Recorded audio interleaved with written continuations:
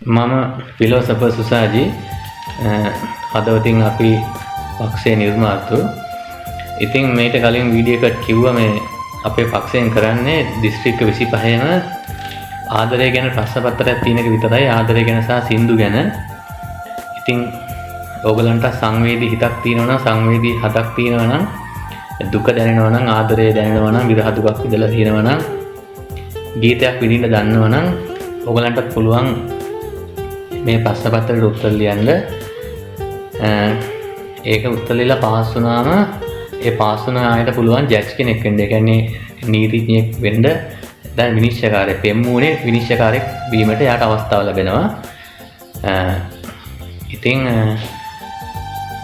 මේ මගේ විවාහ යෝජනා ක්‍රමේ ඇති සමහරක් නීති ගැනත් මේ ප්‍රශ්න පත්‍රයේ තියෙනවා. ඉතින් ඒ අනුව තමයි මේ වීඩියෝ කරන්නේ. මගේ විවාහ යෝජනා ක්‍රමේ තියෙනවා LM විවාහය කියලා එකක්. මගේ විවාහ යෝජනා ක්‍රමය අනුව LM විවාහය, SM විවාහය, SP LM විවාහය, HSM විවාහය කියලා ආකාර 4කට විවාහ වෙන්න පුළුවන්. ඒකෙන් LM විවාහය කියලා එකක් තියෙනවා. මෙන්න මේ LM විවාහය කියන්නේ මොකක්ද කියන එක ගැන තමයි මේ වීඩියෝ එක කරන්නේ. මොකද ආදරය ගැන හදුව ප්‍රශ්න පත්‍රයට බදුල්ල දිස්ත්‍රික්කයේ පෙම්මුණ හද නිලධාරීන් තෝරන්න හදුව ප්‍රශ්න පත්‍රයේ ප්‍රශ්න තියෙනවා මේ LM විවාහය පිළිබඳව. ඒකට ප්‍රශ්න පත්‍රය අරන් ගිය කෙනෙකුට ඒකට උත්තර ලියාගන්න එයා දැනගන්න එපා LM විවාහය කියන්නේ මොකක්ද කියන එක. ඉතින් ඒක මේ සුසාජි YouTube channel එක බලලා ඉගෙන ගන්න පුළුවන් මොකක්ද LM විවාහය කියන්නේ කියලා. ඒක කරන්නේ මෙන්න මේ ආකාරයකට. රටේ ඉන්න සියලුම පුරවැසියෝ database කරලා දත්ත ගබඩාවකට අරන් තියෙනවා. ඉතින් මේ දත්ත ගබඩාව පරිශීලනය කිරීමේ හැකියාව ඕනම කෙනෙකුට පෙම්මුණට ගිහිල්ලා දිනවා. නැත්නම් තමන්ගේ ජංගම දුරකථනයෙන් ඒක කරන්න පුළුවන්. දැන් කෙනෙක්ට අපි තුමු බදුල්ලේ කෙනෙකුට ඕනිනවා මහනුවර ගෑනු කෙනෙක්ට ආදරය කරන්න. එයාට පුළුවන් මහනුවර ආදර ලෝකය කියලා ගහලා තමන්ගේ පෙම්මුවනේ ඒකේ ගැහණු පැත්ත සිලෙක්ට් කරවම මහනුවරේ ඉන්න සියලුම කාන්තාවන් ඒකේ පෙන්නනවා.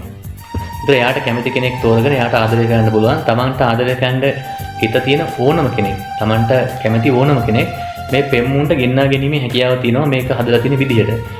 ඒ කෙනා ඒ වෙනකොට වෙනත් පෙම් සම්බන්ධතාවක් පැවැත්වුවත් මේ වෙනකොට විවාහ වෙලා හිටියත් එයාව ගෙන්නා ගැනීමේ අවස්ථාව මේ කරන රික්වෙස්ට් එක දාන කෙනාට, ඒ කියන්නේ ඉල්ලීම කරන කෙනාට අවස්ථාව ලැබෙනවා. ඉතින් ඔය වගේ රටේ ඉන්න අය ඔක්කොම database කරලා තියෙන දත්ත ගබඩාව අරන් තියෙන්නේ. මේ database කරනකොට database කරපු අංකයක් තියෙනවා. දැන් බදුල්ලේ නම් බදුල්ලේ ඉන්න පළවෙනි ගෑනු කෙනා, දෙවෙනි ගෑනු කෙනා, තුන්වෙනි ගෑනු කෙනා ඔය විදිහට අංකයක් තියෙනවා, පිළිවෙලක් තියෙනවා. ඒ අංකෙ දිහා බලලා පිරිමි කෙනෙක්ට ගෑනු කෙනෙක් ඕන නම්, ගෑනු කෙනෙක්ට පිරිමි කෙනෙක් ඕන නම්, ඒ අංකෙ දිහා බලලා තමන්ගේ දිස්ත්‍රික්කේ පෙම්මුන්ට ගිහිල්ලා ඒ අදාළ කාන්තාවට පිරිමි කෙනෙක් නැහැ, පිරිමි කෙනෙක්ට කාන්තාව ගෙන්න ගන්න පුළුවන්. එහෙම ගෙන්නුවාට පස්සේ මේ විවාහ යෝජනා ක්‍රමේ නීතියක් තියෙනවා.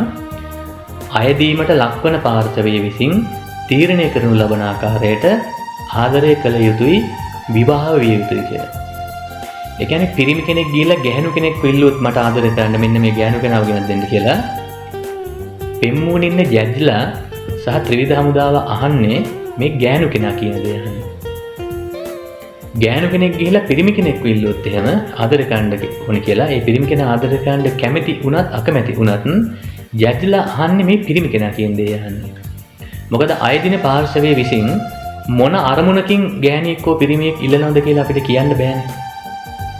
එහෙම කියන්න බැරි නිසා මේකේ නීතියක් දාලා තියෙන්නේ අයදීමට ලක්වන පාර්ශවය විසින් තීරණය කරන ලබන ආකාරයට ආදර කළ යුතු විවාහ යුතුයි. ඔන්න පිරිමි කෙනෙක් ගිහලා ගැහණු කෙනෙක්ව ඉල්ලනවා. ඒ ගැහණු කෙනා පෙම්මුණට එනවා. අනිවාර්යයෙන්ම එන්න ඕන.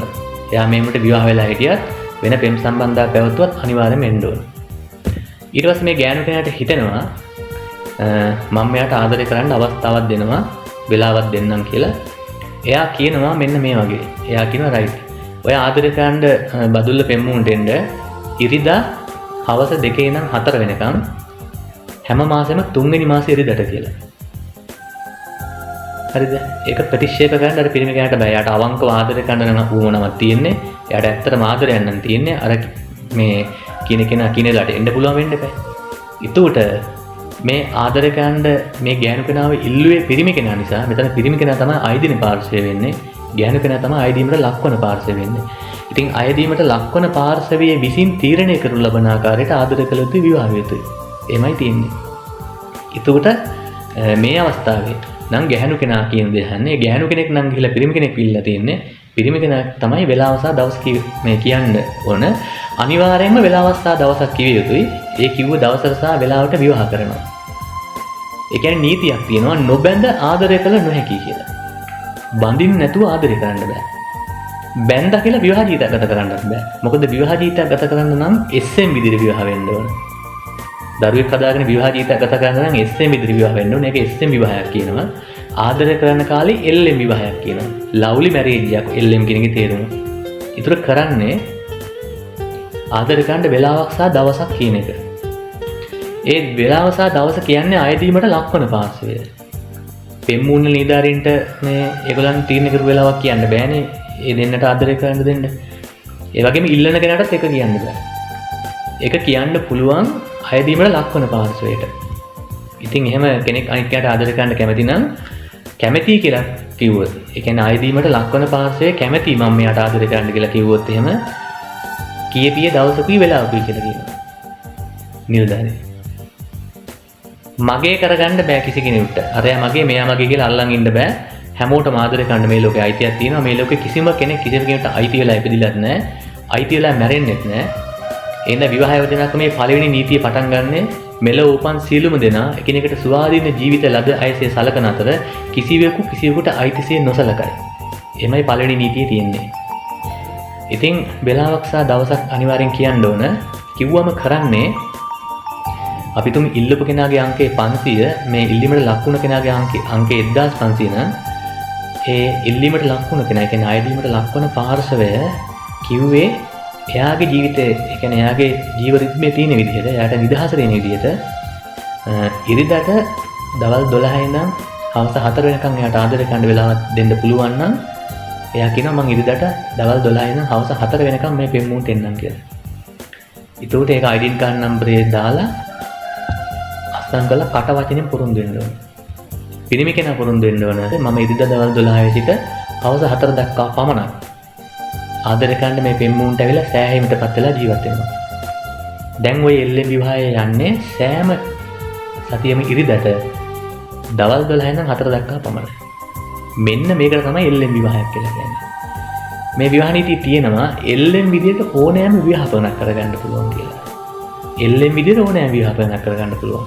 විවාහ ජීවිතයක් ගත කරන එකට කියනවා SM විවාහයක් කියලා. SM විදිහට එක විවාහයක් කරගන්න පුළුවන්.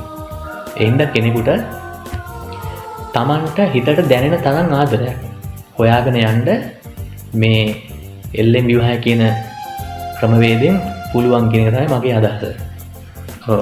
ඔබට දැන් හිතන්න ඇති මේ ඔය යම්කිසි අවබෝධයක් ලබා ගන්න ඇති මොකක්ද LM විවාහ කියලා කියන්නේ කියලා.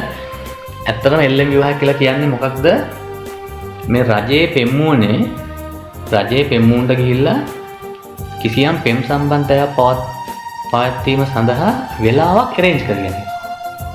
පෙම් සම්බන්ධතාවය පවත්වන්න වෙලාවක් යොදා ගැනීමක් තමයි මේ LM විවාහ කියලා කියන්නේ. ඒක පවතින්නේ අර ආයදීමට ලක්වන පාර්ශවය කියන්නා වූ වෙලාවට සහ දවසට පමණයි. මුළු ජීවිත කාලේ තියෙන තාක්කල් මරණ තාක්කල් මේ මිනිහට මේ ගෑණි අයිති බව. ඒ ගෑණිට මේ මිනිහා අයිති බව සලකන්නේ අන්න අර කිව්ව වෙලාවට සහ දවසට පමණයි.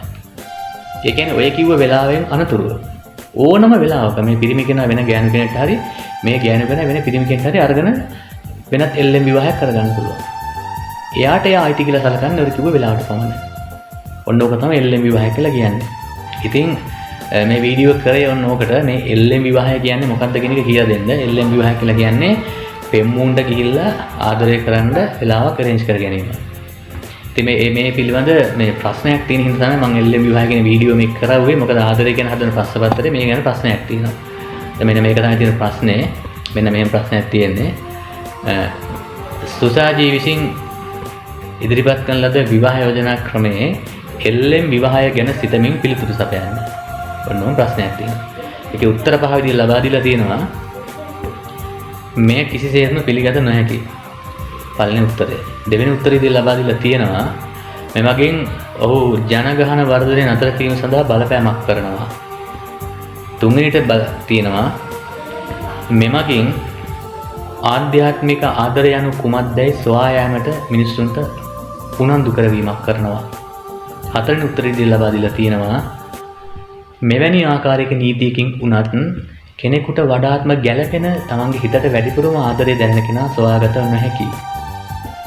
පස්වෙනි උත්තර දී ලබා දීලා තියෙනවා ආදරය පිළිබඳ ජීව විද්‍යානුකූලව කල්පනා කරවුවොත් ජීව විද්‍යානුකූලව අපේ ස්නායු පද්ධතිය වැඩ කරන ආකාරය ගැන කල්පනා කරවුවොත් මෙම නීතිය පිළිගත නොහැකි.